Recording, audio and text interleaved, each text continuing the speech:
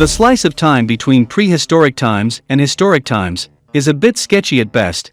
It is like listening to a youngster tell a story. Some facts are correct, while others have been misunderstood. Important details are missing and unimportant ones are included. We know that the event recorded on the clay tablet is either describing an eclipse in 1375 BC or 1223 BC. Had the Ugarites been using the same calendar that we use today, the solar eclipse was either on May 3rd or March 5th.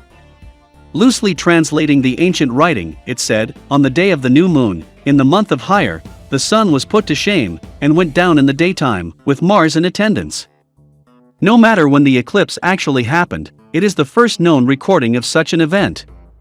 Within a few hundred years, the ancient astronomers had gotten much better at recording eclipses, and even at predicting them.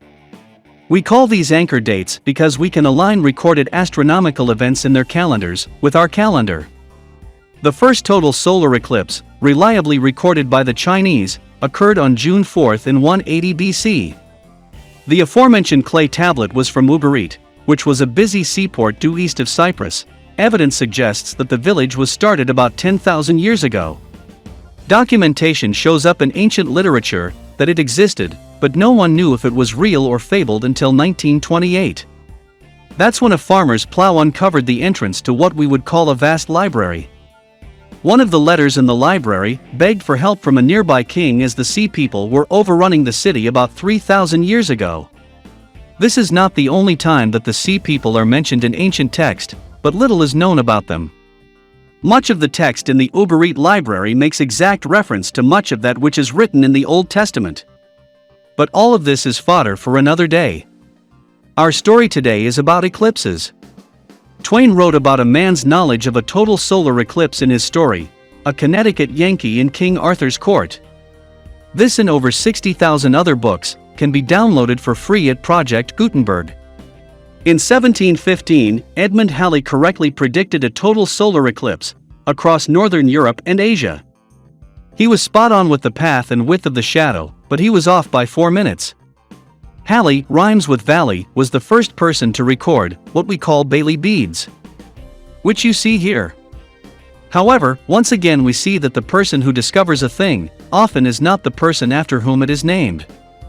Well over 100 years later, English astronomer Francis Bailey made note of the pearl necklace around the moon. Bailey speculated as to what caused these, which was the same things that Halley had said, and then Bailey named them after himself. If you have never seen a total solar eclipse, you owe it to yourself to experience one. Photographs do it as much justice as photos of your favorite dessert. The next total solar eclipse to sweep across the USA will be on April 8th, in 2024, and you see its path here.